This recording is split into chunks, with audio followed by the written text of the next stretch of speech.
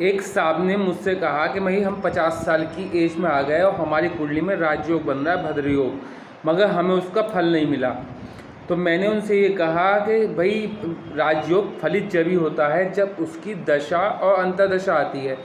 अगर दशा में ही ज़्यादातर राजयोग फलित होते हैं, वरना ऐसा है कि कुंडली में चाहे भद्र योग बन रहा हो, शश योग बन रहा हो, हंस योग बन रहा हो, मालव्य योग, कोई सा योग भी बन रहा हो, अगर कुंडली में जब उसकी महादशा आएगी तभी वो राजयोग फलित होगा। मगर मैंने उनसे कहा कि आपकी कुंडली में जो है राजयोग बन ही नहीं रहा, क्योंकि आपका जो शनि बैठा है केंद्र में बैठा है, बिल्कुल सही बैठा है, मगर वो डिग्री वाइज कम बैठा है और ये जो है ये सारा राजयोग फलित नहीं हो रहा।